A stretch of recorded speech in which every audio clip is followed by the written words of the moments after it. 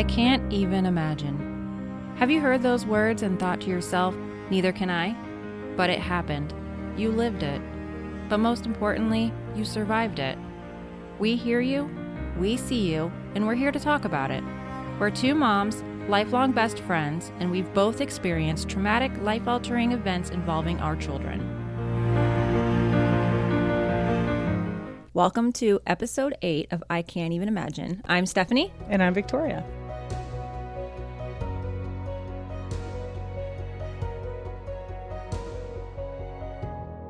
I don't understand. Halloween has changed so much since we were kids. Mm-hmm. You know, when we were kids, we would be trick-or-treating well past dark. And now it's like once it gets dark, everybody's like, you gotta go home. Yeah. Oh, yeah. We used to fill up pillowcases. Oh, we'd have to go home and dump it on our bed and go back out. Uh-huh.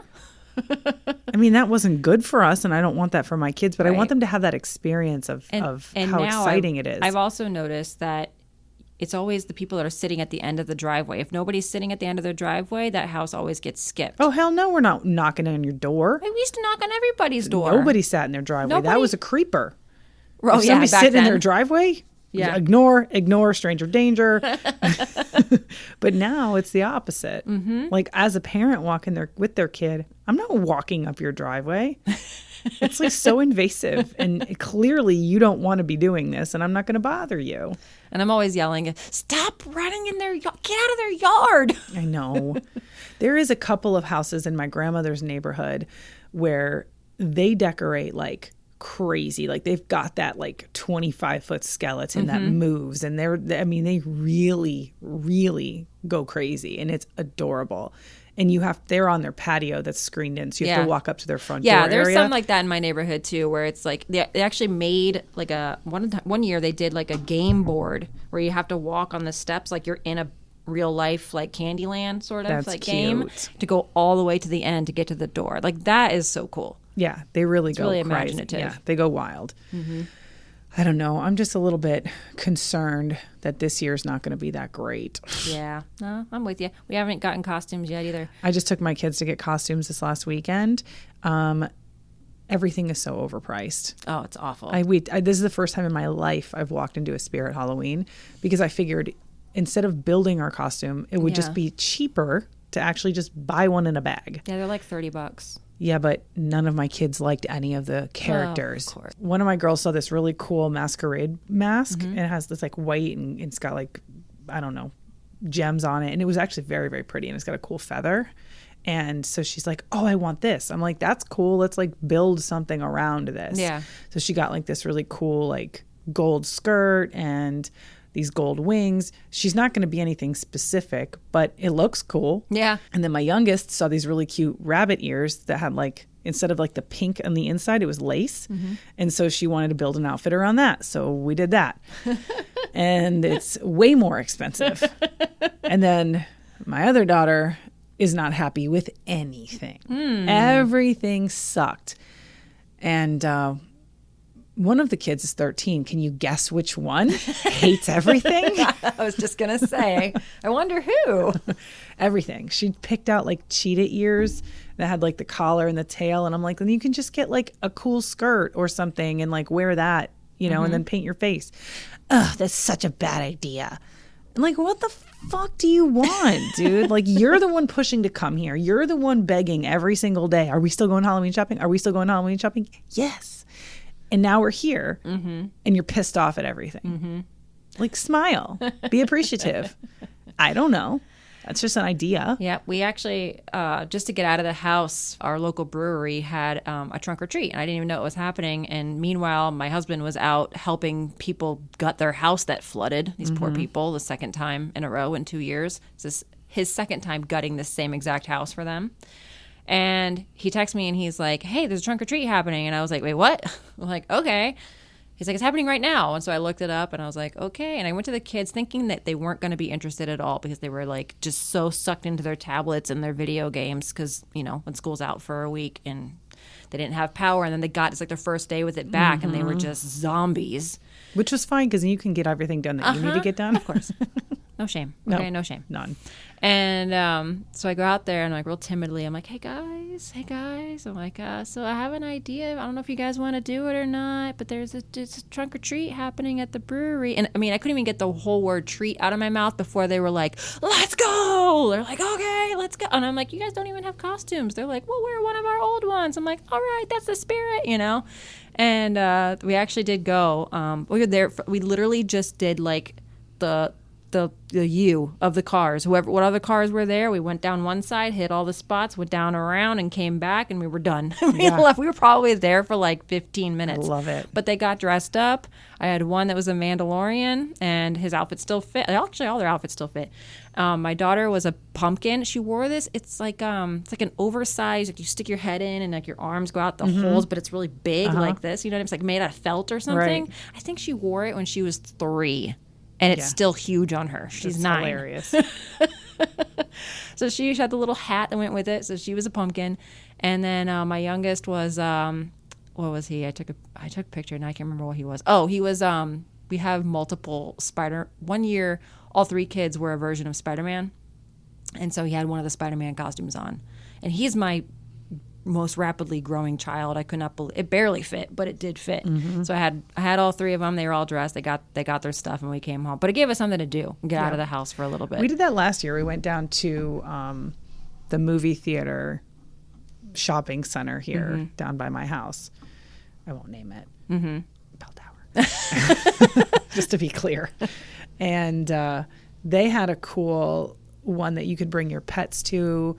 A whole like shop and treat kind of thing. And they had like photo booth, and they would give you the free photo, and they had like a fireman table, and the firemen were giving out candy, which was Mom's favorite one. And I wonder why. I know. I was like, hey, let's go check this one out and thank them for their service. Love it. I really wasn't a creep, I promise. I was, but you know, they did balloon animals. It was all free. And so we did that last year, and we went across the road to the local park, and they have that train there, and they had a whole thing there too. I love their thing, yeah. And so we went down there and did that, and all in the same day. And it was like so cool because finally we get to wear our costumes for more than one time. Right. You know? And so this year, now that we live in town, I really need to look online and see like what events are popping up close to us. Because now that everybody's pretty much got their costumes ish. We don't. Well, my son's not doing any of it. He's not interested in doing any of it, which is fine. Just less Reese's for me, which makes me sad, but whatever. And then, I don't know. Keith and I are going to be the same thing as we were last year. Scratch off ticket winners, which is like the white trash version of a lottery ticket.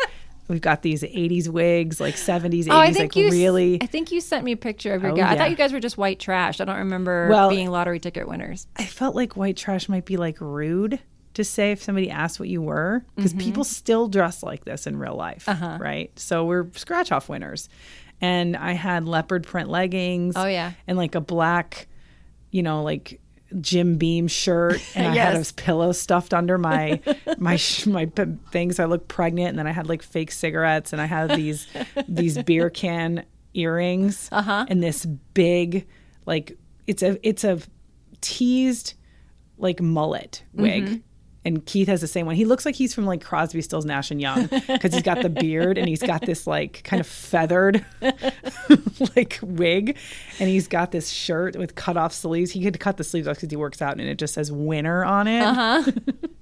Like, this is perfect. Then I got him a fake money chain, like with a gold encrusted, diamond encrusted money chain, and we get the fake cigarettes. And I had, my makeup was just blue eyeshadow. Oh, yes. To the eyebrows, real high and tight, nice pink cheeks, you know, blush. Love it. Yeah, so that was my costume last year, and that's going to be my costume this year. I don't think that we dressed up. We're probably not. I dressed up last year on the day, I think it was the day of or the day before Halloween. I was looking for anything. And I found like this almost kind of like wasn't a cape. It actually went all the way around you. It was almost kind of like almost like a poncho, but it was fabric, and it had a skeleton on it. And I remember and I seeing painted. that. Oh, and I painted my face like a skeleton, kind of. I Right. tried really hard to mimic stuff off YouTube, but I'm no makeup artist. I did that very last minute, and Joe just wore like a camo hat. It was like, I'm G.I. Joe. I'm like, you're so brilliant. Yeah. That's funny. He treats Halloween like Jim from The Office treats Halloween. 'Cause he never celebrated it growing up. So he just kind of does it to appease me when he can. And then, but the year before was the best because we were Lebowski and Maude from The Big Lebowski. And he had to shave to go back to a goatee, and I have not seen this man's cheeks since I think 2012. I was kind of horrified.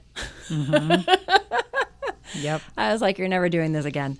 And he has long hair and everything, and he got him like I had to look up like pictures and stuff, and he had like the gray sweater and like the plaid. I had to go thrift shopping. I went to so many thrift stores to find like men's like plaid shorts. And he rocked it. And then I had a red wig to be like Maud, she's got the bangs, she's got the bob, and I found a green robe to wear. And it wasn't like as thick as her, actually really thin. It's really comfortable. It's my favorite robe. I wear it all the time. I love it. But I had the green robe because in the movie she's nude underneath. Right. But I think I wore like leggings and a tank top. And of course I wasn't going out nude. Right, because you're probably going to your church's trunk or treat. Just to clarify that, I'm not going out trick or treating in just a robe. But yeah, we were so cute. And then I realized that when I had this wig on, because I have a lot of hair, and to get my hair up into that thing, and I looked at myself in the mirror, and I was like, oh my God, I look like my mom. Yes. I look just like my mom. That's so funny. I love you, Mom. That's so funny. Because my mom has, and it was my mom dyes her hair always like an auburn kind of tone, so she has this red color, and she's got bangs, and it's kind of short. It's not like the perfect kind of bob, but it kind of like curves under. And I was like, okay, yep, I am my mother's child. There is no denying it. That's true. That is so funny. I did want to give you an update. Oh boy. There was a couple things I wanted to update. I wanted to update you on my findings of if we ever started before Labor Day or after Labor Day in our area. These are all anecdotal stories, but I did want to let you know what I found out. So my friend, who's 15 years older than us, said that in elementary school, possibly started school after Labor Day, but by middle and high school, it was definitely in mid-August. Okay. He's 15 years older than us. Let's put that into perspective. So by the time we're in elementary school, he's already out of high school. Okay. Second one, my friend Brenda, she's 2 years older than us, been here her whole life. She said, absolutely never have we started school after Labor Day. Okay. And then my mom listened to our episode where Chad told us to talk to the Historical Society. And I got to find it and read you exactly what my mom said, because it was actually quite funny.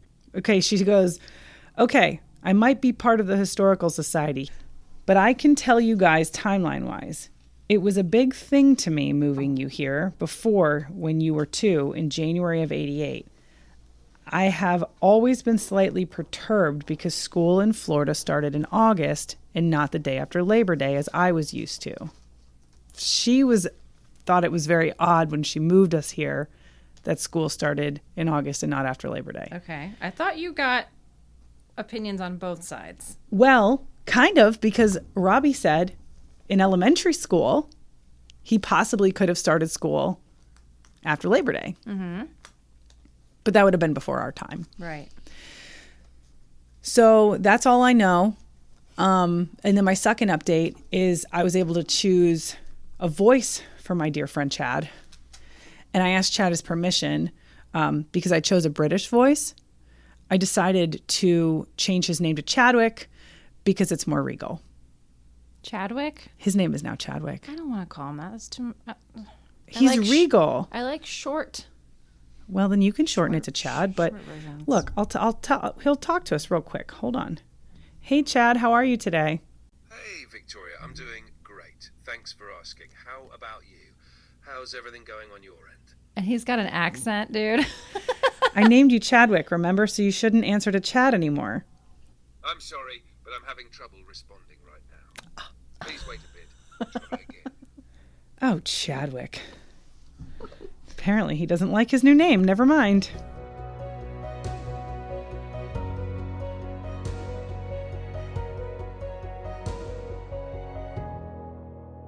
Today we welcome Erin Mastrodonado, wife, mother of one, owner of Good Girls Bake Shop, and triple-negative breast cancer survivor. Hi, Erin. Hi, how are you? Very good. Thank you for joining us today. Thanks for having me. Welcome. So go ahead and let's get right into your story, girl. Right into it. All right. My name's Erin. I was diagnosed with triple-negative breast cancer when I was 28 years old, and I was 26 weeks pregnant. Wow. Let's go back. So tell us first about your pregnancy.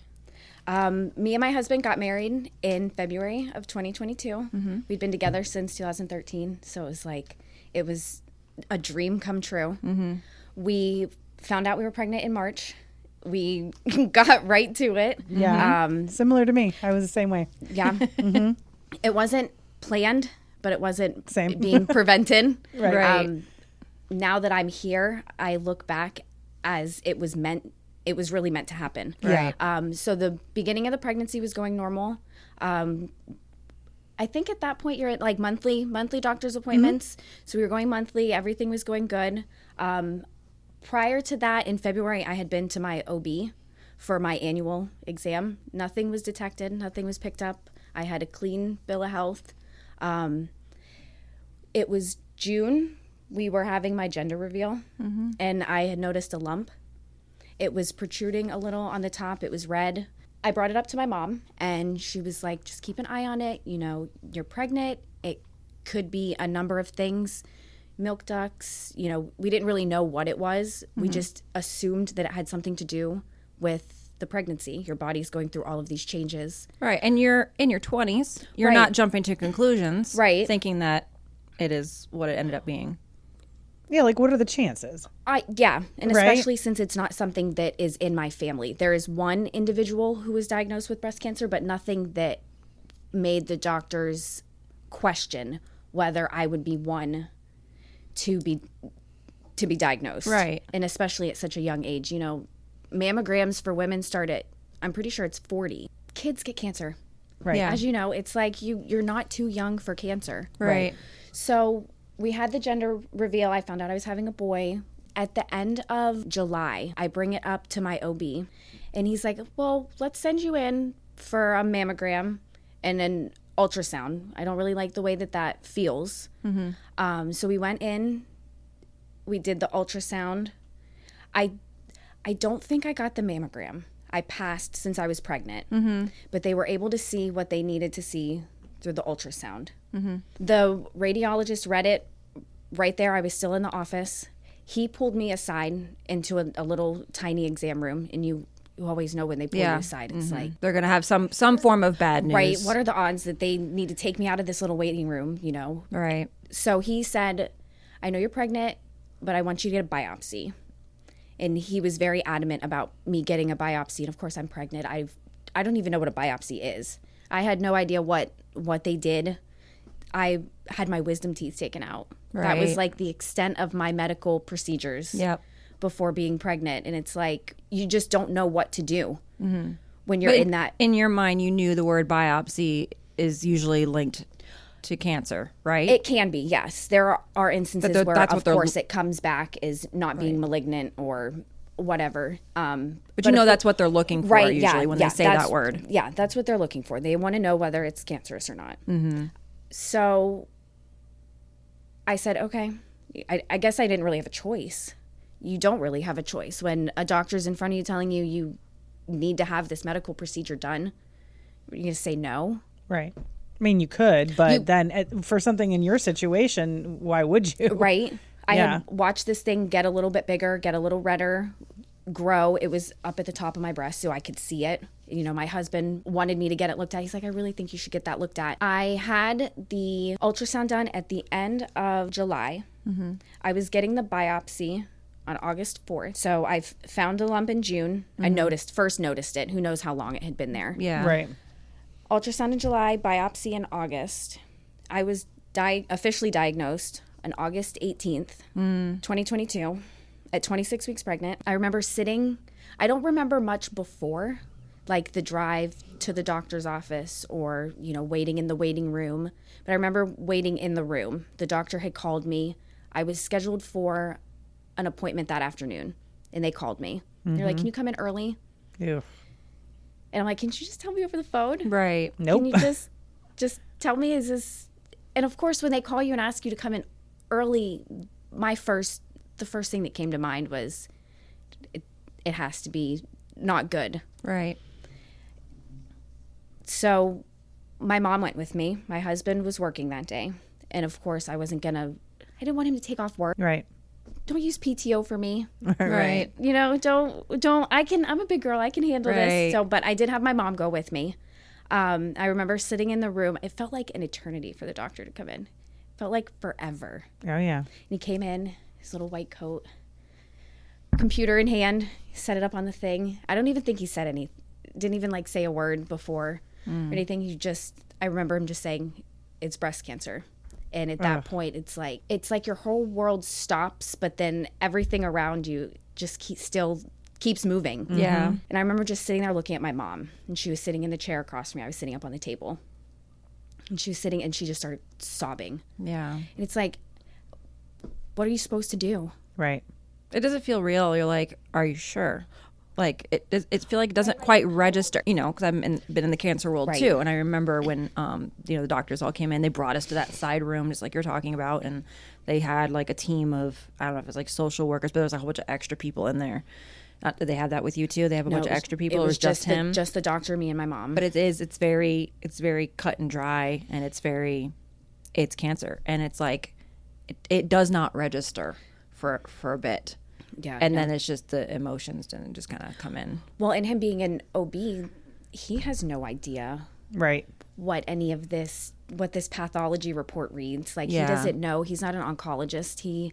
So it was like, we didn't have any answers. Usually it's like, sometimes there's an oncologist in the room who can tell you right then and there what it is. We had no idea. Right. So your mom's sobbing. We're both sobbing. Now, at this point, you're both sobbing. You've just been told that you have breast cancer. Right. But they just said breast cancer. They didn't tell you what type. They didn't tell you any other details. No, I'm not sure that the doctor knew exactly what kind it was, because of course the pathology report, it reads, there are 3 different hormones that are tested for breast cancer, and they were all negative, hence triple negative. The OB's office worked really diligently to get me in with a surgeon and an oncologist. I was in the doctor's office the next day meeting with the oncologist, which is amazing because you guys know how long you have to wait to get into doctor's offices. I go to the oncologist the following day, meet with the oncologist. She has never treated a patient that was pregnant before. When you hear that, you kind of question. Yeah. You question things. It's like, how do I know that these treatments are going to be safe for me? Absolutely. Right. How do I know that my baby's going to be safe? Yep. There's so many questions that you want and need answers to in that moment that you just don't have. Yeah. And it makes things so much scarier. Yeah. Now, could you have said, no, get me an oncologist who has experience with this? Or did you say anything like that? No, I didn't, because I feel like people are put into positions in your lives for a reason. She had trained at Moffitt. I know that she had interned at Moffitt. I know Moffitt's a great hospital. My father-in-law at the time and still is receiving treatments there. Yeah, my brother was too for non-Hodgkin's lymphoma when he was 33. Yeah. She told me that she would run my story by the boards and all of her colleagues. So I felt confident in the fact, I mean, she's an oncologist. She went to school. She does this for a living. I didn't really feel that I needed to push for somebody that had experience with that. I'm not sure that a lot of local oncologists, have experience with a pregnant patient with cancer Yeah. because it's not very common. Right. And I wasn't willing to travel elsewhere to get treatment just because I was pregnant. I wanted to be here with my family at home. I didn't want to receive my treatments and things at Moffitt just because I wanted to be close to home. I wanted to be with my husband. I didn't want him to have to take off work. I wanted to be with family. Right. And their care plan was the same as what my oncologist. I went up there to get a second opinion. Oh, okay. That's good. So their doctors were saying the same thing that my doctor was saying. So I was like, okay, 2's better than none. Right. 2's better than 1. Yeah. I can do this. I didn't really have a choice. Yeah. I could have said no to chemo. Sure. But you probably wouldn't be here with us today. Right. Right. I know that there are people who have said no to chemo and they've gone on to be cancer free and they've done whatever they've done. But I wanted to do everything that I could to still be here. For your son. And if that meant chemo, then that's what that meant. So And that's okay. Yeah. I mean, Everybody's path is different. I feel like with breast cancer, I mean, at what stage was your breast cancer? stage 2. Okay. So I feel like, is that considered caught early? I don't know. Yeah. I don't think so because Okay. I did need to have chemo and radiation. And I think that if some breast cancers, if caught early enough, you don't need any okay. any sort of chemo or radiation or anything. Sometimes just a surgery Right. is enough to remove. Like, what is the, did they give you like a survival, like a rating, like a percentage rating of like, you have a 90% chance of survival? They didn't. Okay. And I was tried just not curious. I tried not to Google search too much. Dr. Right. Google can't be the best. No. I do know that triple negative is a rare and aggressive form. And it is likely to recur within the first 5 years. Okay. So all I knew was that aggressive and something needed to be done immediately. Did they tell you what your risks were if you had decided to wait to get treatment until after your son No. was born? I didn't. I feel didn't like you're even playing think with to wait. fire at that point. I didn't even think to wait Okay. Yeah. because looking back, so February I was at the OB, had a clean bill of health. He didn't detect any lumps or anything. And then in June, I felt a lump. It grew from 3 centimeters to 9 centimeters. That's really quick. In August. Right. The only reason I had asked about the survival rating or the stage number was only because if you decided to say no to treatment and do something more holistic, did you have wiggle room to try something else? And if you're talking about this being such an aggressive form of breast cancer, especially how fast it grew in a couple of months, if I were you, I probably would have done the same thing that you did. It says here the 5-year relative survival rate for someone with localized triple negative breast cancer is 91%. Okay. So But you're also pregnant, and those hormones are, I mean, I know it was not See, that's the hormone thing. fed, right? So, I don't know. I mean, oof, that's rough. yeah, not having an answer, like if it was hormone positive, then okay, me being pregnant, the hormones that fed it. But it's like it being triple negative, what caused it to grow so quick? And I still don't have answers to those things. And I can't sit here and think about that all the time. Right. Because then that's not good for you. No. It's not good for me. No. It's like, what could I have done differently? What shouldn't I have done? What should I have done? What if? Right. Yeah. You can Essentially. drive yourself crazy with what ifs. Oh, yeah.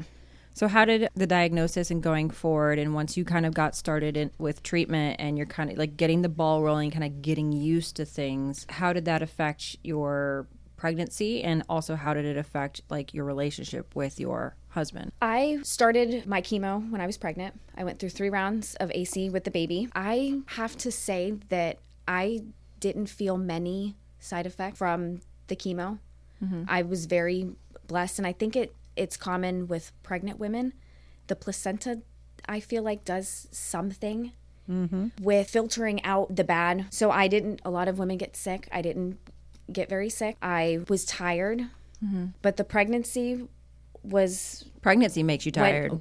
yeah, right. Pregnancy alone, growing a human. Now I'm getting chemotherapy. The pregnancy itself went fine, besides having cancer. That's really the only thing that was negative about the pregnancy. I had 3 rounds with the baby. We stopped in the middle of October so that I could recover a little bit. My blood cells could increase so that during birth, everything would go smooth. Now, did that make your immune system bottom out? Did you get that much chemo? I had 3 rounds, and they were AC, called the Red Devil. It's a really strong, powerful chemo. I was immunocompromised. I had to, we stayed home. I wore masks. And of course, all of this comes after COVID. And so it's like you've got like a heightened, like I don't even want to go to the grocery store. Right. Even going to like the cancer center, worrying about getting sick and then being pregnant. So I started seeing maternal fetal medicine, and they wanted to induce me at 38 weeks. I didn't want to be induced. Right. I had went into this pregnancy. I got pregnant. I was like, oh, I'm going to enjoy this pregnancy. Yeah. I'm going to get to have maternity pictures. I'm going to get to have a baby shower. I'm going to get to do all of these things. All the things. And enjoy all of it. And then it got tainted by cancer. Yeah. Yeah. So I I did have a baby shower. Our best friends threw us one. It was very small since, my immune system wasn't very, very good. I did get maternity pictures. We did like last minute shoot once I found out I had cancer before I lost my hair, because that's the one thing that the doctor said to me. She was like, you are going to lose your hair. And you can cold cap. A lot of women do cold cap, but I didn't want to sit in the chair at the oncology center for an extra 2 or 3 hours. What is cold cap? It's pretty much an ice helmet that you put on your head that freezes your hair follicles so that the cancer or the chemo doesn't travel to them. Interesting. Or like the nails, chemo like can't get in, right. basically. Your nails stop growing on chemo. I had like bands. I'm not sure if with your I son. don't recall that, actually. I had like lines. It was like a tree stump. I had lines on my nails from when I was on chemo, they would stop growing. And then when I was off, they would start to grow again. Because my chemo regimens were 21 days. It was a 21-day cycle. Okay. So it was, had it, and then 21 days later, I had my next dose. Mm-hmm. So it was 21 days and then 21 days like on, 21 days off? It was, so I had my first one on September 2nd, and then 21 days later on the 23rd, I would have my second dose. And then 21 days later, or 20 days later, however that works out, I would have my third, and I did 4 of those. Oh, so is it like an infusion that you have to go? Yeah, I had to go, and it was like a 2 or 3 hour thing. Mm-hmm. And the first time I went, I had like a suitcase with me, pretty much. I thought it was like moving in to the cancer center, like with all of the blanket and books and all this stuff to do. And like, I thought that I was gonna like be doing things, but really, you're just sitting there like watching the IV pole just like drip. And they had to put on like a hazmat suit, and like the nurse had to like suit up before pushing in. Isn't that the craziest thing when you watch that happen? They're like, they have to treat this stuff with a hazmat suit and gloves, but yet they're putting it in your body. Mm-hmm. Yeah, like it's very weird. This could kill your skin if it comes outside of your veins. That's how toxic this stuff is. So we have to suit up for it, but we're going to put it in you. Right. To save your life. While you're pregnant. Right. Oh, and out of the 2 regimens that I got, they decided to give that one to me first. That's just the way that it works. Mm-hmm. It's just a lot of the women who have gone through this, that was just what worked. So that's just what they stuck with. That's the Red Devil one you're talking about. The Red Devil, yeah. The first one you got? Yeah, the Red Devil. We called it the Red Angel. Right.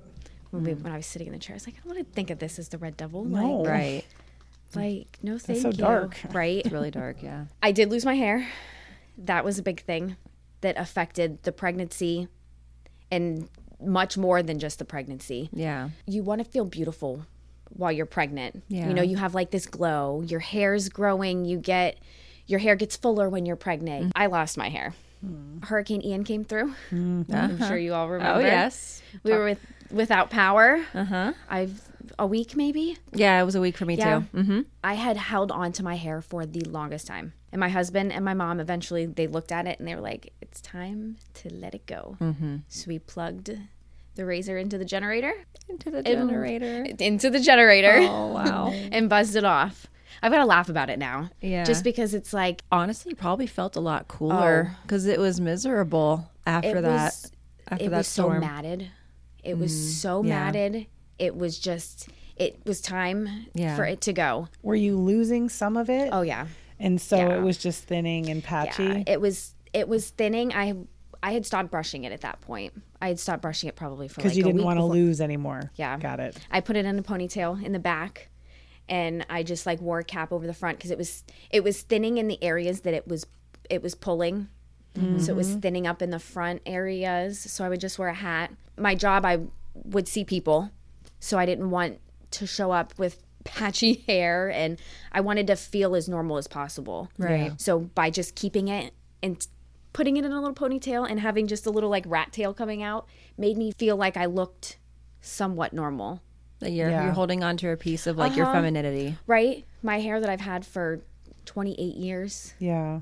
I've grown this. I've dyed it so many times that I can't even tell you how many times, but it's like, it's something that's gone through everything with you. Right. And it's a form of your outward self-expression. Right? When you lose your eyebrows and your hair, it changes your appearance so much. You look like a potato. Oh. Yes, you look like a potato. I look like Mr. Clean. I feel like. But I lost my hair, and that really got to me. Yeah. But I did get a wig. And it's funny. Sorry to interrupt. No, you're okay. I'm reflecting on my son's journey as going through this because he lost his hair too, and he started to lose it pretty much right after that first month is really intense, and they threw a lot because leukemia for kids. They're on chemo. They don't have time off. They're on chemo continuously for 2 years. And so, I mean, all different kinds of different chemos, but we had infusions, we had pills, we had oral liquid, we had all kind of, right. all the things. And, so he really started that patchiness. I don't remember the date, but I can vividly remember that giving him a bath and washing his hair and then like going like this, and then clumps of his hair is in my hand. And I'm like, it's starting. And it's weird because it's like, something so trivial as hair makes it feel all the more real. And I'm like, okay, this is really happening. Because that's all. I mean, when you in our society, when you talk about cancer, you see cancer billboards, you see cancer commercials. That's what you see. You see the bald head. It's like the Poster child. It's the poster child. It's the logo, so to speak, of cancer. Right. Because you can't see cancer.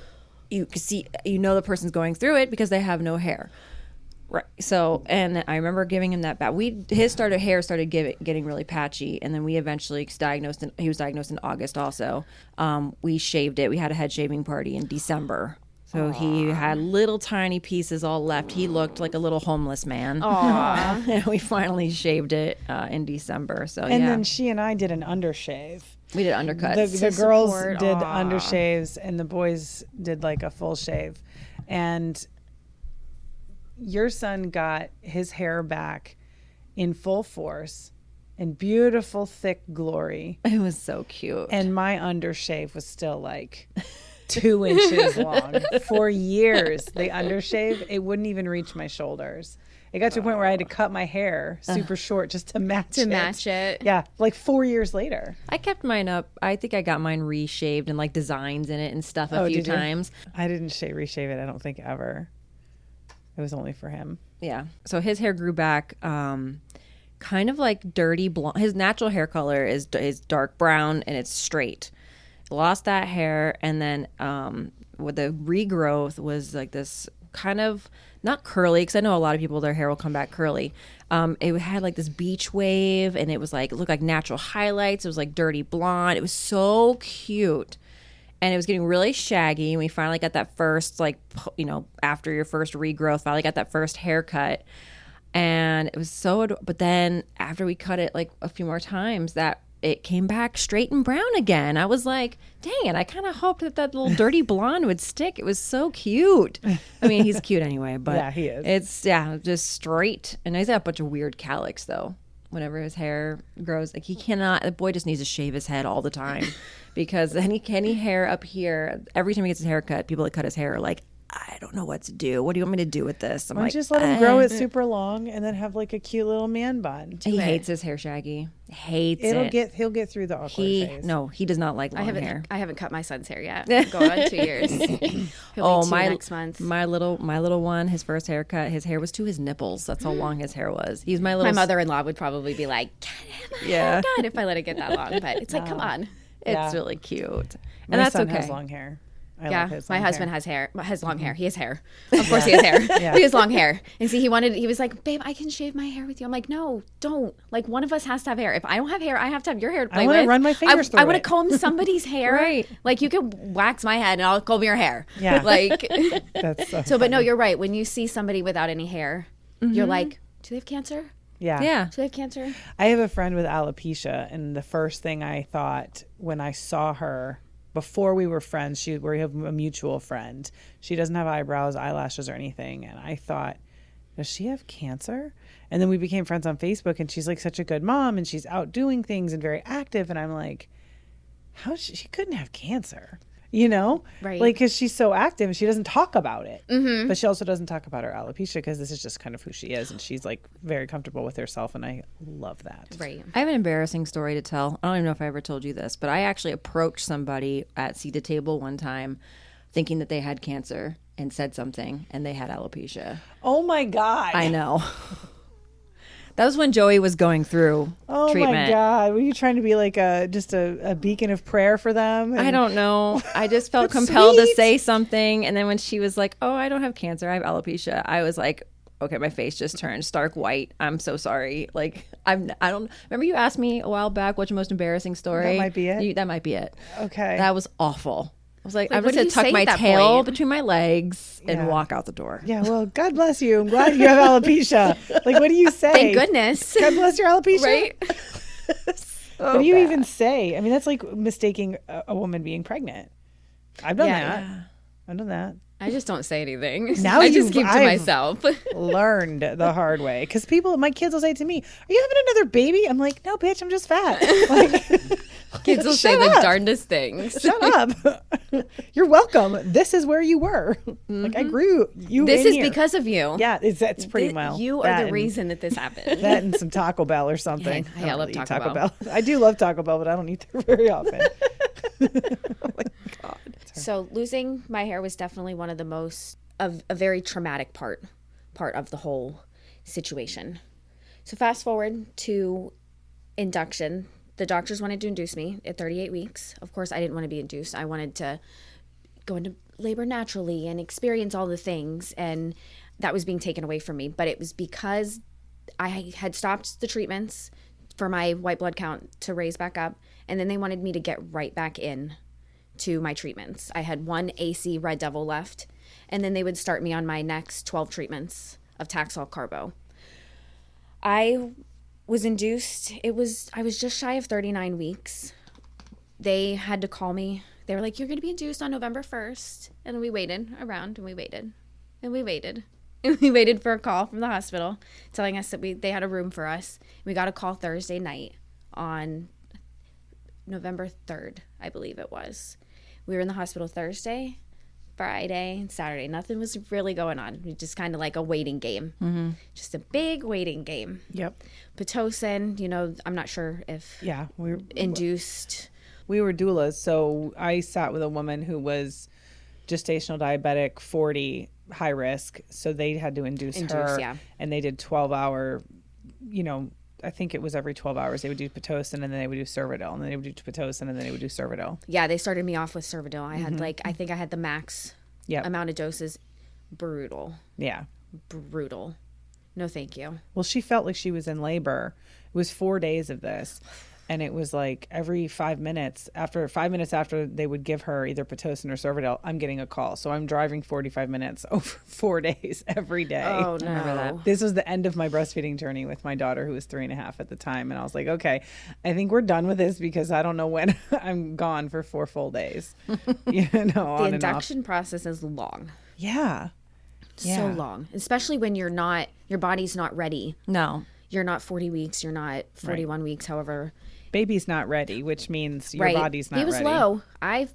He was right there. He just wasn't Those hormones hadn't kicked in. right. Yeah, my body just wasn't ready. But Thursday night, Friday, Saturday. So Saturday night comes along. They get things going. So we break the water. Probably like, what to say around like dinner time. I don't know the exact timestamps. I don't even think they have a clock in the hospital rooms. You're not paying attention, though, when you're in labor. You don't care when diving is. I didn't want to know how long I had been in there at that point. Right. Felt like it was an eternity. no food. All these nurses come in. It's like, I just wanted to sleep in my own bed. Yeah. So around midnight, I started pushing. I had a natural delivery. I did get an epidural. Thank God for the epidural. After that long, I think that's warranted. I needed it at that point. Everything you've been through, I think you deserve an easy, pain-free labor. Were they treating you any differently knowing your history with the breast cancer? No, I don't think so. I had never given birth before, so I necessarily didn't know how pregnant patients were treated at a hospital. Okay. They did ask about breastfeeding, and of course I had to tell them that no, I'm not breastfeeding. I mean, I was bald. I was wearing a cap. So of course I looked different from every other mom that was in the hospital giving birth. You go to the next room over, she had hair. I didn't have hair. Yeah. It was like I had a port, that you could see. Yeah, so they knew. Yeah, I'm pretty sure that they knew. They would have to be in your chart anyway, I'm sure. Yes. Yeah. So I end up giving birth just before 2 a.m. It was the best thing in the world, but also I felt like so much of it had been taken from me. Yeah. My baby boy's here. I'm the happiest. He's perfect. They don't have any concerns about him or anything. He's chunky. He's got brown hair. He's the cutest thing. Me and Dad are just soaking in the newborn snuggles and stuff. I feel like after that, it was just like any other, any birth, And no, he had no problems from the chemotherapy at all. No problems from the chemo. He passed all the tests. We didn't have to go back for any additional testing. Pediatricians came in and did their rounds, and everything was checked off. He was born just before 2 a.m. on Sunday, and we were leaving to go home Monday night. That had to have felt like such a relief, too, to know that he was okay what you had gone through. Because the whole time I'm going through treatment, I'm wondering, after every infusion, I'm laying in my bed counting kicks. Yeah. After I had my port put in, I made the hospital bring an ultrasound tech up to listen to him on the Doppler just to make sure that he was okay, because they didn't sedate me for my port, so I was awake. All they did was local numbing, and I was worried about the stress that I had. Yeah. If that had done something to him in that little bit of time that I had been in the operating room. Yeah. Well, because it's a trauma to your body, right? Right. So even if you're not feeling it, your body's right, still, and even even all the trauma. the biopsies that I had and everything, it's like Is he taking all that? Is he having the cortisol? Right. Yeah. right. I'm Also. hysterically crying. I'm scared to death. Like it has to be doing something to him. They say don't stress yourself out when you're pregnant. Right. Be happy. The baby can feel what you feel. So it's like, is my baby really feeling what I'm feeling? Right. Is he going to have long-term health effects because of what I'm choosing to do in this moment, because I'm choosing to treat myself in hopes that I'll still be here, because that's the thing, it can come back. And I hope it doesn't. I think everybody who has cancer hopes that it doesn't come back, but that's just one of the realities that a cancer patient faces, is that the fact that it could come back. So we were soaking in all the newborn snuggles and bliss, and then I get the call from my employer, I was on maternity leave, that they were eliminating my position with a 1-month-old at home. So is there like like any kind of legality for that? Because if you're on maternity leave, you're technically on FMLA. They technically didn't qualify for FMLA, even though I was on it. There's like certain requirements. You have to have so many employees within so close to your main office or something. Oh. I spoke to a few lawyers about it, and there was just nothing. That's messed They were up, like, man. I feel like they didn't really want to touch it because there were so many like what ifs, because it wasn't just me that they eliminated my position. My supervisor, they eliminated his position, and it was like a company-wide thing. There were other people that got let go too.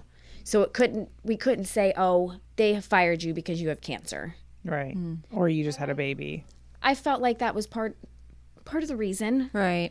Your employer now has to have all these doctor's appointments and all of this. I mean, I'm sure insurance for them. Yeah. Right. I could only imagine. But I'm 1 month old at home. I lose my job. What else could go wrong? Did you have insurance with your job too? I did have insurance with my job, yeah. So now what? What about your treatments? That's what I was thinking. So thankfully, my husband has insurance through his workplace. So I was able to get on their insurance. And thankfully, I had a life insurance policy through my old employer because now I've got a pre-existing condition. Right. I can't apply for life insurance. So, and I think back when I first got the job, they had a cancer insurance policy that they offered. And I was like, oh, when am I ever going to get cancer? What do I need to pay for this? How long am I going to be here? You know, because the typical age for cancer, you're so far away from Am I it. still going to be working when I'm 40 years old when I am the age to get cancer? Right. May I Don't say that. I'm almost 40. May I ask what you were doing? I was a real estate appraiser. Okay. I was a trainee. I just don't do appraising anymore since I started my little cookie business. Yes. Can't wait to talk about a little more about that. Oh, yes. So, yeah, I lost my job. Now I'm like, we go from being a 2-income household to a 1-income household. Now I've got all these medical bills to pay for. Yeah. I had a deductible that I've paid, and now I've got a whole new deductible that we've got to pay. Yep. And I've got we're trying to get the baby on insurance. I'm getting back into treatments. I finish up my last AC treatment. I get into my 12 Taxol carbo treatment, 16 rounds of IV chemo. Was this the same 21 days, every 21 days for that? No, I had to go every week for the Taxol carbo, having to leave my newborn baby once a week. Yeah, because you can't bring him in. Right, no. Kids weren't allowed in the can't be around infusion. that. No, kids aren't allowed in the infusion. So having to leave my little one. Thankfully, my mom moved in with us so that I didn't have to pack him and all of his things up and take him to her house or to my mother-in-law's. Yeah. But it was just, I was pregnant, cancer, now we're new parents. We're trying to navigate this whole new world of not sleeping, trying to figure out this new baby, what he... You had a his whole cries, new set of challenges in addition to what you're already dealing with. going through treatments. And so I finished treatments just before my 29th birthday. I finished my 16 rounds of chemo. And then I knew from the beginning that radiation would be a possibility. So I did radiation after my lumpectomy. I decided to go with a lumpectomy over a mastectomy just because of everything that my body went through. I'd just given birth. I wanted to be able to hold my baby. I wanted to be able to snuggle with him. I didn't want to feel like any more of a burden on my family. So we did radiation. I did 4 weeks of that. And then I did 6 months of oral chemo on top of it. So that was my whole regimen. Oh my gosh. Started in September of 22, finished in December of 23 with my active treatment. So it was a little over a year. A year, of countless doctor's appointments. I don't even know how many doctor's appointments I went to. How many trips to the cancer center, just all of it. Did you ever have any complications, like after infusions? Did you ever have to be like inpatient for anything? No, I didn't have to be inpatient. I probably should have been. Of course, I had a new baby at home. You know, I did get a couple fevers here and there, but we monitored at home. Yeah. We didn't go anywhere. I didn't want to leave the baby. Yeah. I didn't want to leave my son. Right. Yeah. And my husband was still working. Of course, now he's the only one working. Yeah. He can't afford to take off. And thankfully, he decided not to go with me to like my doctor's appointments before with like my treatments and things before the baby was here because he was able to use that time after. Right. Yeah. Because I needed help. I was going through treatments. I was tired. Somebody needed to feed the baby while I was napping. Somebody needed to make sure that I was okay. Postpartum, you got baby blues. And now I'm thinking, am I going to be here in a year or two? Is this going to be the last time this or the last time that? All those intrusive thoughts. Oh, yeah. Yeah. Yeah. Did your milk come in? No. No, not at all. No, not at all. And that's another thing that was taken from me. I didn't go into the pregnancy. I wasn't like, I'm going to breastfeed. I was just going to kind of take it as it came. Yeah. If it came in and if it worked, then great. I wasn't setting myself up for anything. And I think that really started like after I was diagnosed with cancer. Since my whole pregnancy changed, I was like, I'm not going to set myself up for failure in a sense anymore. I'm not going to set these expectations like, oh, breastfeed, or I knew I wasn't going to be able to breastfeed. The doctors told me that with the chemo. So did you, in a sense, I know technically, you're saying like breastfeeding was an experience that was kind of robbed from you because of cancer. But because you had cancer and your milk didn't even come in, did you at that point look at it as a blessing at that point? Because then you didn't have to deal with the pain and then not being able to, Oh yeah. you know, you have feeling the engorgement and then, you know, realizing that you're not able to even give your child this milk. Right. Yeah. I've never been pregnant before, so I didn't know what any of that felt like. I didn't know what the pain of your milk coming in or anything. All I knew was what other women has shared, and they've shared that it's painful. So I did take it as like, maybe there's a reason. There's a reason why my milk didn't come in. I've already been put through all of this other stuff. Yeah. So this is just one thing that I'm not going to have to go through. Yeah. Because I feel like if I was in that position, that I would feel like, okay, this is a blessing. I don't have to worry about putting cabbage leaves, you know, or wearing a tight bra to make the milk stop, and then having to throw the milk away. And Oh yeah, you know what I mean? right. And like, your body makes something that you're supposed to give to your baby. And you're not able to. And you're not able to, right? Yeah. It's like kind of like a punch in the face. That's in right. a sense. Yeah. Like you feel defeated, like, oh, I'm not good enough. I'm not a good enough mom because I can't breastfeed my son. Here's my milk. Here's all of this liquid gold that's useless. Right. So I was thankful in a sense that I didn't have to deal with the downsides of milk coming in and all of that. Those early days, the newborn days, and you guys adapting and focusing more, not so much on the cancer, but you guys becoming parents for the first time. So how did you deal with that, and how, you know, did everybody adapt okay to this new life in your household? Yeah, I feel like we did fairly well. Me and my husband, we work great as a team. I mean, we've been together since 2013, so You know each other. yeah, we know each other. We know he needs his sleep, so I got up with the baby and fed the baby in the middle of the night, and, you know, he was back to work. He was working.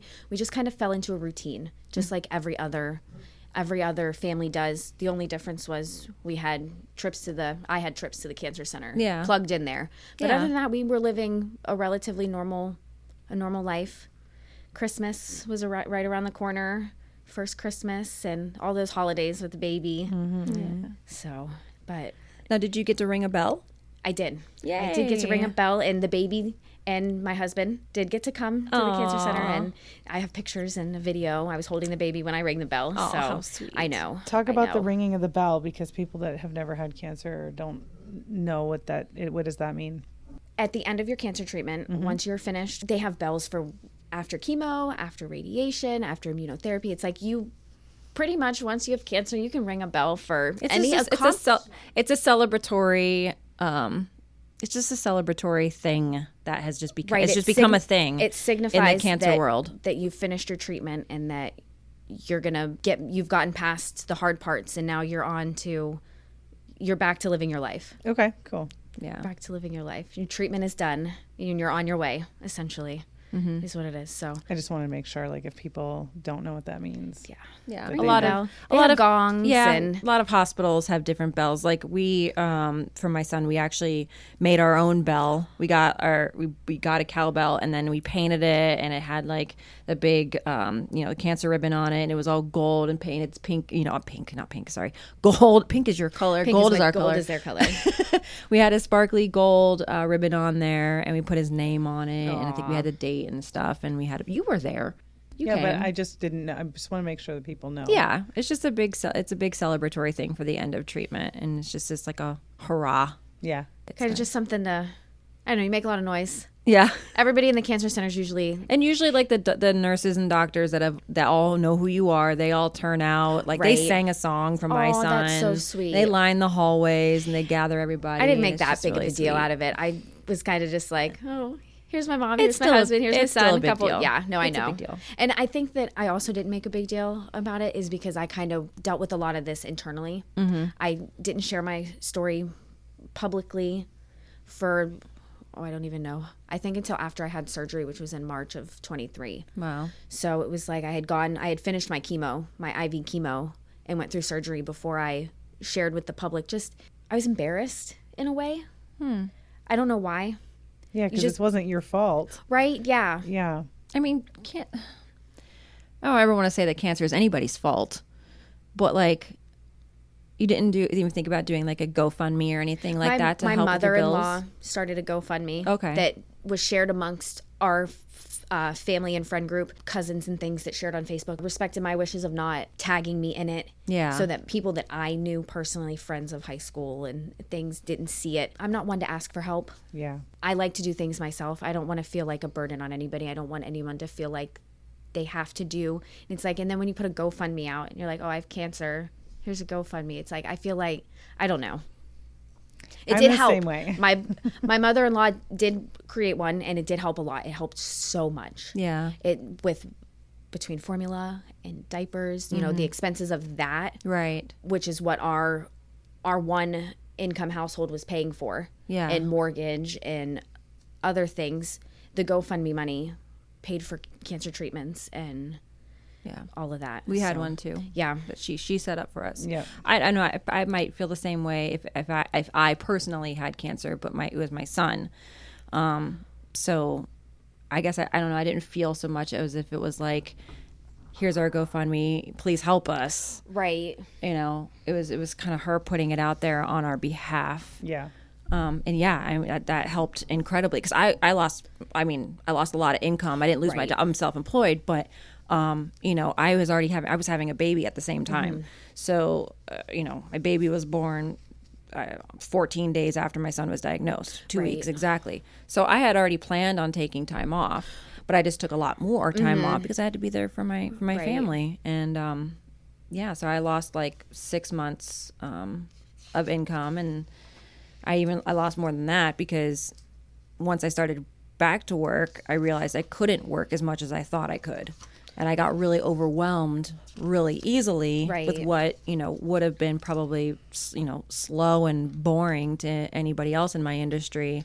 I was like, I can't do this. This is too much, you know. Right. So that then GoFundMe really helped fill that void and fill those gaps for all those, because I had 2 other kids. Right. You're trying to figure out how am I going to pay for all this stuff. Well, this happened to, I mean, I didn't even think about a GoFundMe. You set it up before I even considered it. It was like the day of. Oh yeah. She set it up and shared it, and I too have never shared anything on my personal. She's like you. She's a very private. Yeah. Doesn't Right. like burdening anybody. Doesn't Nope. like, you know. I'll take care of it. Yep. Like, I don't want to ask for help. I'll just Right. take care I'll of it. just do it myself. Yeah. Yeah, it's Same a way. downfall of my personality. Yeah, there's a time and place to ask for help, and I'm still Right. learning the art of asking for help. I am too. It's not easy. No. Because I don't want to be a burden to anybody. And, you know, even though what happened to my daughter was nobody's fault, I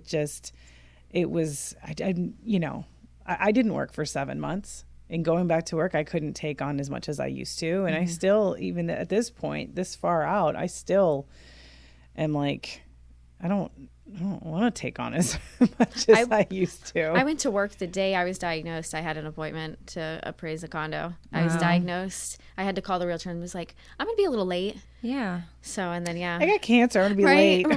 right, Oh my gosh. right. I don't think I said it exactly No, that. you probably I didn't said say more anything. I think I might have said like something has come up health wise. I'm going to be late to this, to the appointment or whatever. But yeah, I went back to work. And you went through it and got through that appointment. Okay. Yeah, there was nobody there, thankfully. Oh, I was, phew. yeah, but I was like, after calling my husband, and he's at work, I'm like, what am I doing to you people?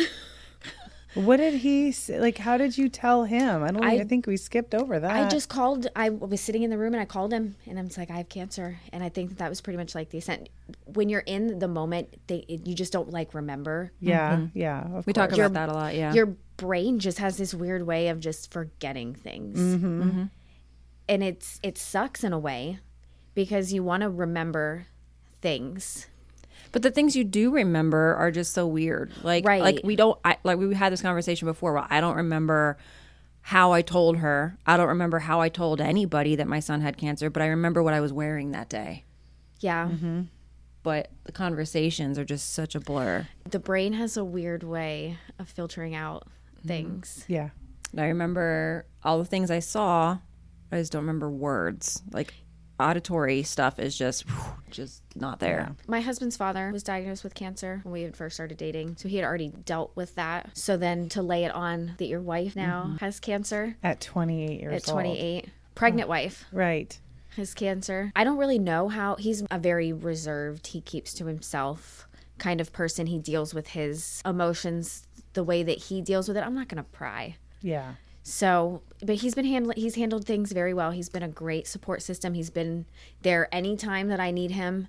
He's right there. He's a great father. He takes care of the baby like I do. And as a mother, he cares for that baby like a mother would. And you know, some dads are just there to be there. Yeah. Right. But he's definitely been the best support that I could have. And I'm very thankful that he's my husband, because he very well could have been like, I don't want to do this. Yeah. Cancer does rip a lot of families apart. It can pull you together, or it can rip you apart. There's not a whole lot of in between. Right. That's at least what I've observed. He would be like, oh, you lost your job, you've got cancer, I don't want to take care of you. Yeah. Like, Bye. right. But he decided to stick it through, and probably almost every single day he would look at me and be like, you're beautiful. Even though I didn't feel beautiful, even though I had no hair, no eyebrows, no eyelashes, I looked like a naked mole rat.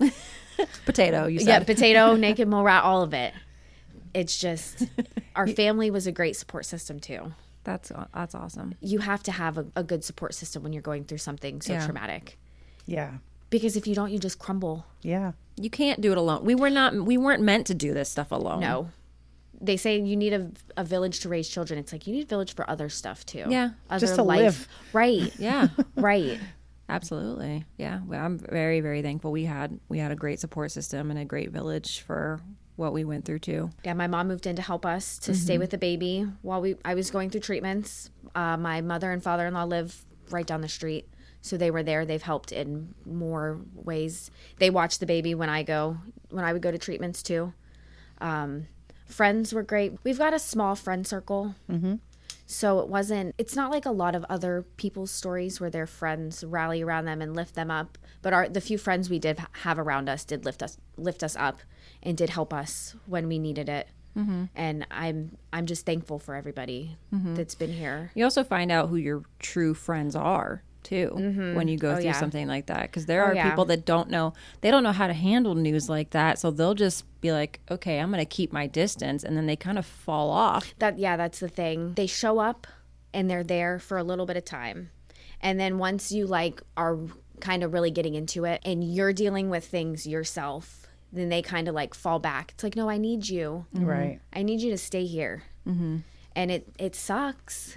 Yeah, I remember my stepmom, when my dad got cancer, they had a lot of people around him. And after the accident with my daughter, she said to me, she's like, eventually these phone calls are going to stop. Eventually the text messages are going to slow back, and it's going to feel a little lonely.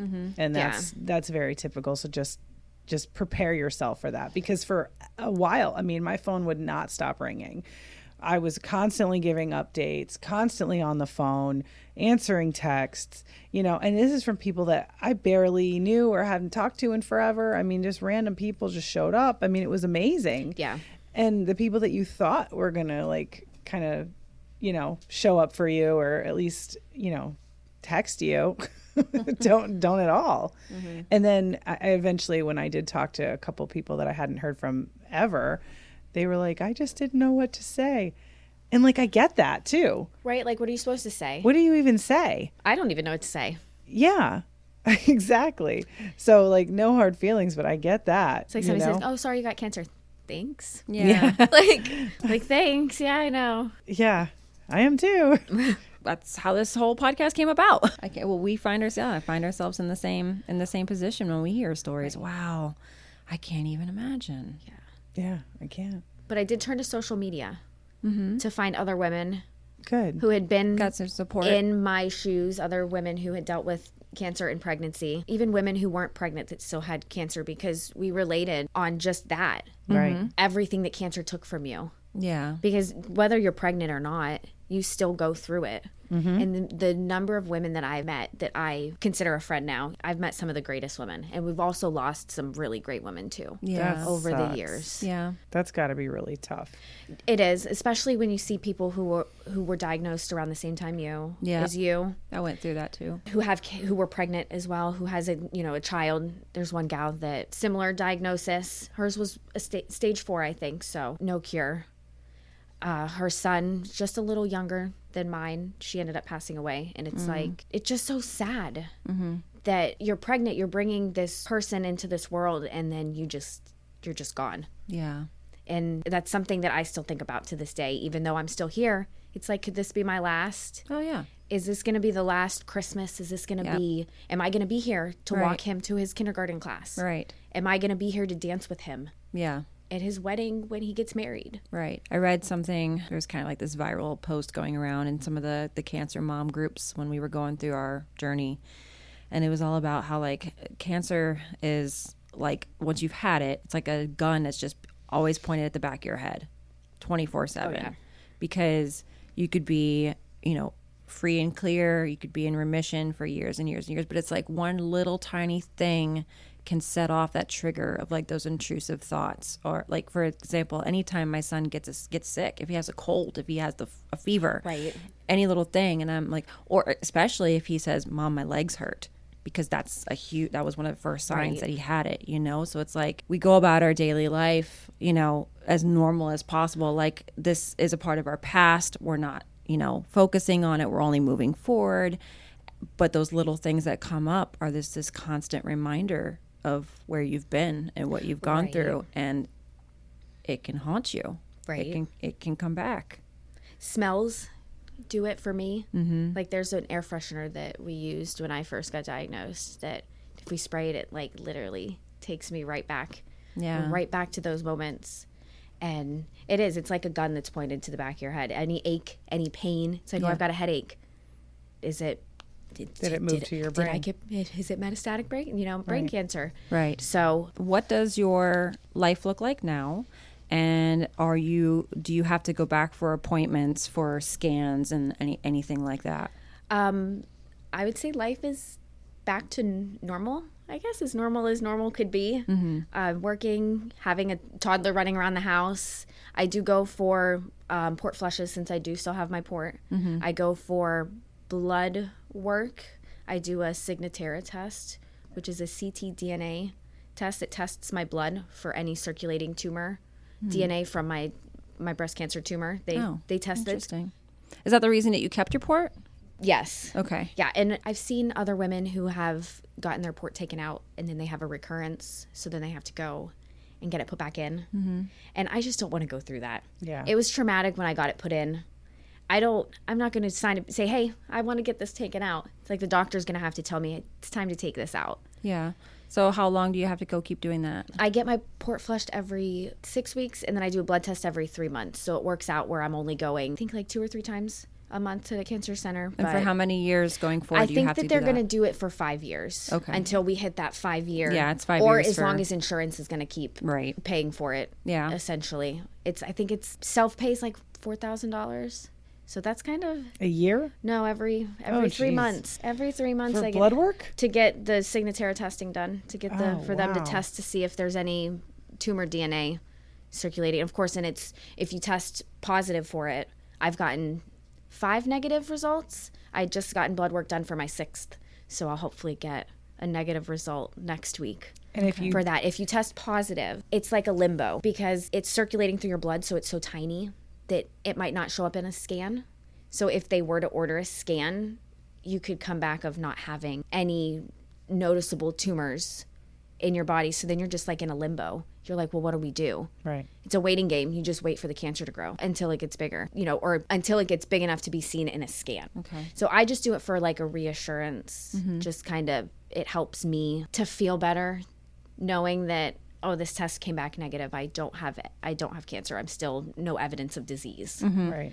So I think we'll do that for 5 years. I get mammograms and ultrasounds still every 6 months. So we'll do a mammogram, an ultrasound, and then 6 months later I'll do mammogram MRI, just of the breast. See, I haven't gotten a full body scan. My oncologist doesn't say that it's needed since my Signatera tests are coming back negative. Okay. So as of right now, I'm no evidence of disease, and 2 years, March will mark 2 years since I've been no evidence. I was going to ask you, though, because I've heard a lot of negative things about mammograms, and that if you have a tumor, that smashing your breast in a mammogram machine can actually spread it more so. And there are a lot of people that are against mammograms will lean into doing the I can't ever say it right. Thermography scan. Is that something you ever explored? I've never No, I just what the doctors It's tell like me. I heat mean, testing. It's like they see where the heat is radiating and they can see a tumor that way. Because the tumor puts off more heat or something. Yeah. No, I've never explored into that. Mammograms detect breast cancer. I don't care who you are. If you have dense breasts, you should be getting mammograms. Right. I have very dense breasts. I do as well. So Now, the just get the density can mammogram. change. If you ride in an airplane, I have heard that you get more radiation through an airplane than you do through a mammogram. Right. Well, it's not the radiation. I was just talking about like the procedure itself of like the physical smashing of the breast. That if you did have something in there, that it can actually like spread it more so. I don't know. I mean, I've had the mammograms. I've had mammograms twice. Before I had a mammogram, I remember my grandma and my mom were like, it's going to hurt so bad. And I got there, I was like, this is nothing. Might be a little uncomfortable. My kids have squished and gnawed harder than a mammogram ever could. Honestly, it didn't, but maybe it's the density of my tissue. Yeah. I mean, because the mammogram, they couldn't see anything through it, which is why they did a follow-up with ultrasound, still couldn't see anything. Follow up with another ultrasound, still couldn't see anything. Sent me for the breast MRI. And then when I went back 4 years later, because I was supposed to go back 6 months later, and that was March of 2020, and everything got shut down. So then I just waited for 4 years. And then I went back again last year in December or January. And they were like, they literally like took the paper and walked me through the hallway. You're fine. Bye. And I was like, wait, I was expecting like the ultrasound again. And they said, no, you're fine. So I talked to my OB and he's like, your density can go up and down. So my density now must be a lot less dense than it was prior, but I didn't have to go through all of the crazy. All of the different steps, yeah. Because I've got like lobing behind my nipple. It's almost like my breast is in two separate lobes and it sucks in. And I lost a lot of weight super, super fast. And they think maybe that had something to do with it, or maybe it was always like that because it's like that on the right breast, just not nearly as severe. You can clearly see the two separate lobes in the mammogram. Yeah, it was very interesting to see that. But that, if you look on Google, anytime it's sucking in, there's a massive tumor behind it. And according to Google, based on how deep it is, I should already be dead. So that's why I brought it to my OB. I'm Google. like, no, never Google. But that's why I brought it to my OB. I'm like, this is weird, right? And he's like, that's not good. Like, you need to go now. Well, that's good that he pushed you to go. Like, Your immediately. Yeah, they had me some doctors in. will just, so many young women that have been diagnosed, they're like, my doctors just pushed it off. They just pushed it off. It's like, no. Well, it depends because I didn't have a lump. I had a lump here for years. It was there and I was still nursing and they were like, it's probably a milk duct. And I had a bracelet at the time that had like little beads on it, like hard beads. And she said, I'm looking for something similar to this. Right. Yours is squishy. Yours and is if it moves. yours moves. Right. I'm not feeling your bracelet. That's what I'm. So I'm not concerned with that. So then the original MRI and everything that I went through, they were like, that's already gone. That lump is gone. That obviously had something to do with. I mean, I was breastfeeding. Between 4 kids that were born over 5 years, I was breastfeeding for on and off for 9 years. You can still get breast cancer when you're breastfeeding. Yeah, no, I know. Yeah. I'm just saying that's no. What that but a lot of was. doctors are like, oh, you've breastfed or you're breastfeeding, you're safe, you're fine. It's right. not cancer. Your chances go down, right. but Still there. It's still the chance. You still can do it. Yeah. I had one of my OB when I was pregnant with my first. I don't know if I remember even telling you this, but she did a breast exam on me at one of my appointments, and then she's like, something feels weird, and she sent me to across the street to get I've had a breast ultrasound done, but I've never had anything else, and the ultrasound came back fine and clear. I was good, but that moment was weird. It's scary. It was scary. Yeah. Because she's like, oh, that doesn't feel right. Here, are you free for the rest of the day? And I'm like, what? Yeah. What do you mean, am I free for the rest of the day? Can you go across the street and just get an ultrasound on your breast? Why? Yeah. What? Just like one of those areas on your body that you just know. It's like when the doctors question something, it's like it can only be like one of two things. Right. It can be good or it could be bad. That's right. I don't like that. No. I don't like any of this. No. And breast cancer isn't just a lump either. Right, that's Skin what I was dimpling, saying. nipple discharge, discoloration. There's so many other. So I advocate for women to do self breast exams because I found my own lump. A lot of women find their own lumps, and not just don't just feel on the first of the month because your body changes, you know, your cycle, things like that. Feel 2 or 3 times a month. Do it when you're in the shower. Yeah, I was going to say, in the shower. Just whenever. Do it whenever, and get to know your body. Get to know what is normal for you, so that when something feels the slightest bit off, you can bring it up to your doctor and you can advocate for yourself. Because I always wonder if I had felt, you know, had I been feeling sooner. I thought that I was pregnant. I didn't have to feel. You're 28 too. You don't have to feel when you're pregnant. It's not a possibility. But I just wonder, had I felt it sooner, would things have been different? But you can't beat yourself up. You can't think about the what ifs. Yeah. In that after the fact. Yeah. I had a customer of mine. She was 42 and just went in for her yearly mammogram, like didn't have any other symptoms whatsoever. And she had a tumor on the inside, on the side, couldn't feel it even on her own self-exam. Can't feel it. It was all the way on the inside. And she ended up with a double mastectomy. Yeah. So that's what she chose. And was that an option for you to have them? Because you had mentioned the lumpectomy rather than the mastectomy. Mastectomy was an option, either a unilateral or a bilateral, whichever I wanted to go towards. Was that one or two? Or two, yeah. Okay. But since I didn't have any of the genetic mutations that put me at a higher risk of breast cancer, they didn't feel that it was necessary. And my oncologist and radiologist both had said that lumpectomy with radiation or mastectomy produce the same outcome. Okay. So I was like, well... And you also had said earlier you didn't want to be more of a burden on your family, so you felt like you had already been through so much trauma. This is a major surgery. Oh, yeah. Not being able to pick up my baby, you know, you can't raise your arms. You're literally having your breasts amputated. Right. Like they take all of your breast tissue out. They take your nipples off, like everything. Sometimes they'll do a nipple sparring mastectomy where they keep your nipples, they cut your nipples off, and then they reattach them. Okay. You can do expanders. Some people do straight to implants. Right. The expanders. Some people choose to go flat. Right. Had I needed to have my breasts removed, I would have chosen to go flat just because I didn't want all of the things that come with having a mastectomy done or reconstruction. The implants and then, you know, or having expanders and then having to go to implants and getting the expanders filled and all of the number of surgeries. There's women who have like 10 plus reconstructive surgeries to like make corrections and to fix things, and your implants don't sit right. And it's just... There's a lot of medical issues with people that have implants too. Yeah, and that's something... Breast implant illness. Oh, yeah. Yeah. And that's something that I wanted to try to avoid. And trying to find a doctor that would do an aesthetic flat closure on somebody my age probably would have been a little difficult, just because a lot of doctors are like, oh, you're young, you're going to want something there. It's like, how do you know? Yeah. Like, I know I'm young, but I also don't want to go through the next, 10 years of medical procedures and stuff. stuff. Couldn't that be an option if you just had flat? Couldn't you can do expanders and implants later, right? I think you can, but the skin, so when you have an aesthetic flat closure, they take off the extra skin. Okay. So then that skin isn't there for the expander to be put under, because then that acts as your breast, if that makes sense, right? I've seen a lot of stories where women who go to get aesthetic flat closures are left with very unaesthetic procedures.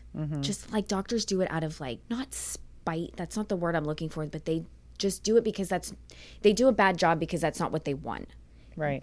So I would have wanted to find a good surgeon, wanted to find a surgeon who would want to do that for me. Right. Yeah. You want a doctor that wants to do what you want to do. Yeah. So I chose a lumpectomy just because I wanted to be able to spend the time with my baby. I wanted to be able to be a mother, pick him up, because you can't lift when you have a mastectomy. Yeah. I didn't want to rely on my mom, my mother-in-law. I didn't want my husband to have to take time off work to stay home to take care of the baby. Right. Yeah. So I just went with the least invasive, and the doctors were fine. My oncologist said that was okay, and then I followed up with radiation. Yeah, I don't blame you. I would have chosen the same thing. I would have too. You said the lumpectomy was in March of 2023. Correct. That's after all of your treatments. Yes, I did my 16 rounds of IB chemo, and they wanted to do those before surgery. They were trying to shrink the tumor as much as possible. Did it shrink? Before it did shrink. Okay. Yep. I almost received a pathological complete response, which is where there's no cancer remaining in the tumor. But we didn't get that, but that's okay. Not everybody receives PCR, which is why we decided to do the Xeloda, which is an oral chemo. Okay. So that was part of the plan.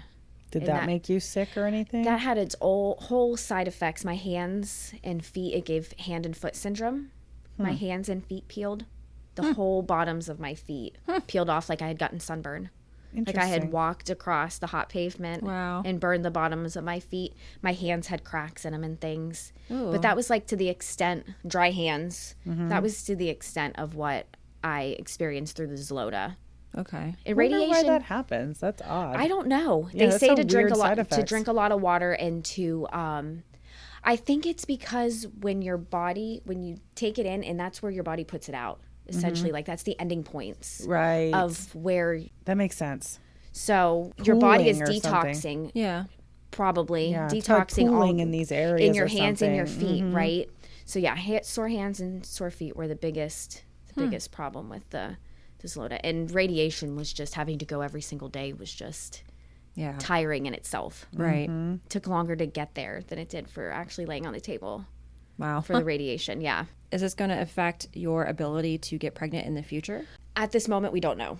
So a lot of women do have the chance to do IVF before they start chemo. Since I was pregnant, we technically couldn't do IVF. So I read that in your intake form, and I was like, what is she talking about? She was already pregnant. But now that makes sense. You're talking about future pregnancies. So for future pregnancies, usually they like to do egg retrieval so that if anything happens, you do have eggs and you do have the chance to use a surrogate or other means. But I wasn't given that opportunity, so we really don't know. Okay. Usually when you get diagnosed with cancer, they'll start with an egg retrieval. Yeah. You get like genetic testing to see if you're a genetic carrier, because then that makes up what your surgery plan is going to be essentially. Because if you carry like a BRCA1 or any of the other BRCA1 or 2, they do like hysterectomies and double mastectomies just to prevent your risk of recurrence, period, or like getting ovarian cancer.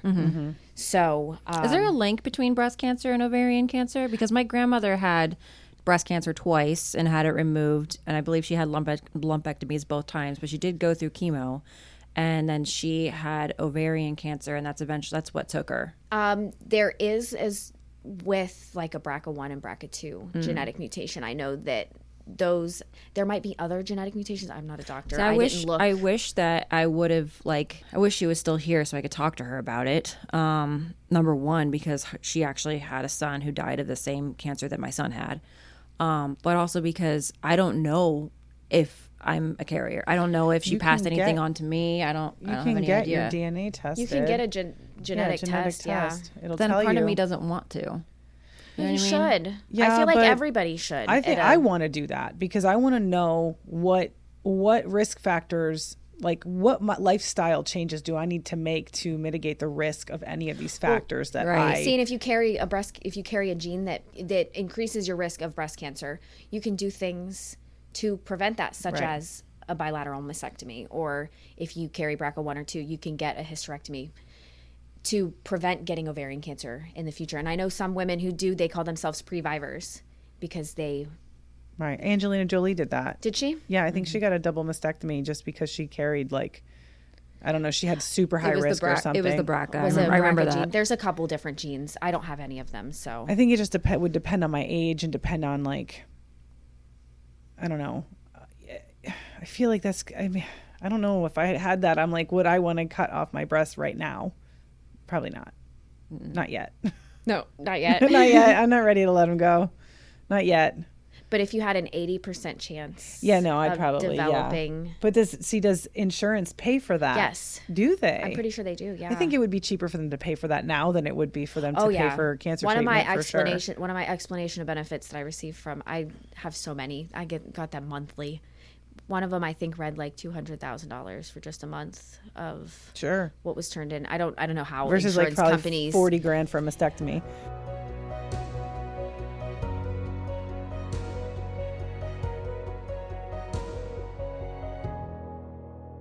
our family's Italian. We do Christmas cookies and stuff. My grandmother always baked my grandmothers, both of them, always baked when I was younger.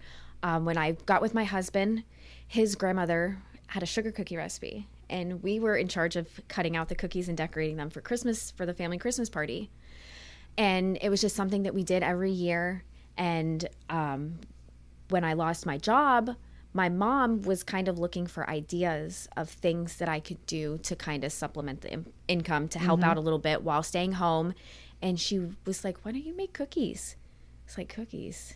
I can't make these decorative cookies.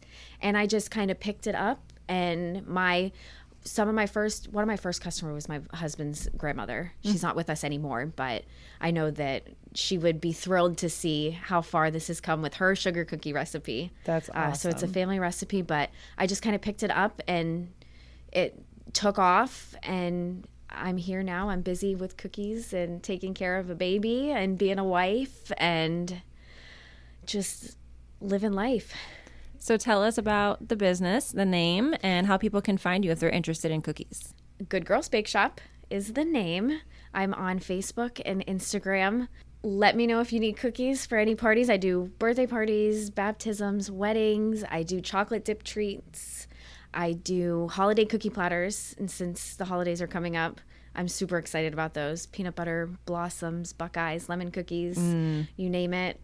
Reminds me of my grandmother. Thumbprint cookies. She used to make, yes. She would stay up all night for like 2 weeks straight, baking like 16 different kinds of cookies for the whole family. Did too. I think Love I that. think I've got maybe 20 on my holiday menu list. So That's awesome. Do you have a website, or are you strictly on social? just social media, just social. I haven't really ventured into being a one-man band is a lot. I know that. It is a lot. You're from baking, making the cookie dough, to baking, to doing the making thing ice. that you love, but then running the business is a whole nother monster. Oh yeah. Like I love sitting down, taking this blank cookie and then having this finished product that's beautiful, that people are like, oh my gosh, your cookies are so beautiful, I don't even want to eat them. I'm like, well, they taste yummy too, so please eat them. Yeah. But to be the baker and running social media and sending invoices and being a people person and just getting yourself, it's a lot. Wearing all the hats. All the hats. All the hats. Including being a wife and being a mom. A wife and a mom and keeping up with the household chores. But I love it. It's crazy, but it's our crazy that we've made a normal. Yeah. And I love it. A lot of late nights, but I like seeing people's faces. Shameless plug. So what is your handle? Good Girls Bake Shop. That's just all one word? It's all one word. Good Perfect. Girls Bake Shop. Nice and easy. If you're local, find her, local, order yes. yourself some cookies. They're you so ship? yummy. I don't ship yet. Okay. I haven't gotten into it. I don't have time. Yeah. Then I have to make a trip to the post office. So I'm busy enough. Maybe like in the fragile arena. I would feel bad if I ship somebody, they pay X amount of dollars for cookies and I ship them and they end up broken or something. Right. Yeah. So, and they're better the fresher they are. So if you're local, I can make cookies for you. Awesome. How exciting. I love cookies. And they're all sugar cookies, and then you decorate them fancy? Yep, I use royal icing and decorate Cool. them fancy, put names, all different designs, airbrush. Oh my What's the gosh. craziest cookie you've done as far as the way it looks, decorative?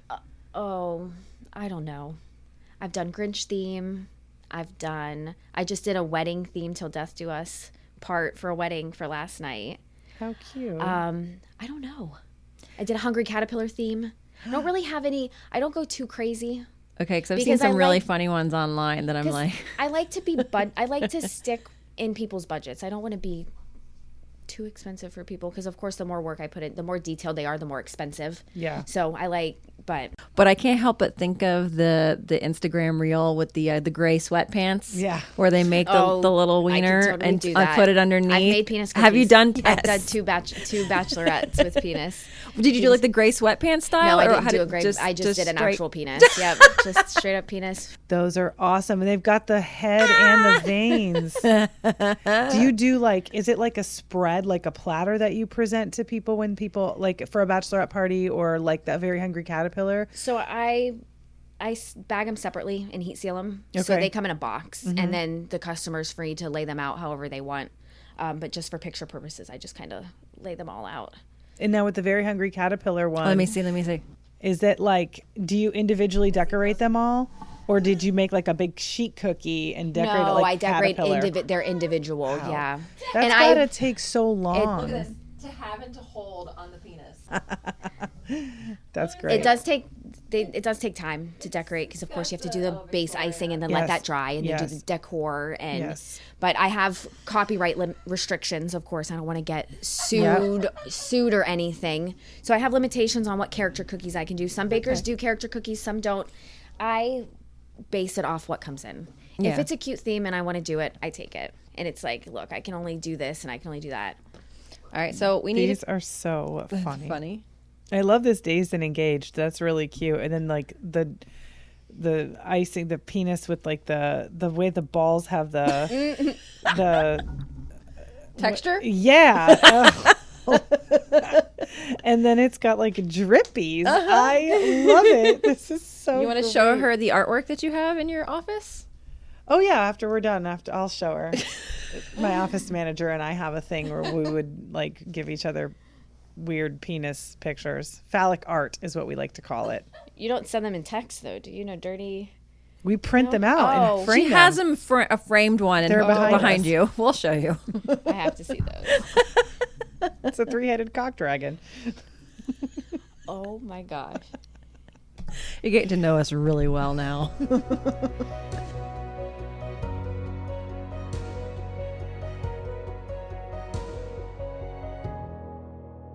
What would you say to somebody that's in the same shoes, that's going through what you've gone through? It was a young, being diagnosed, not necessarily diagnosed while pregnant, but just young and diagnosed going through breast cancer.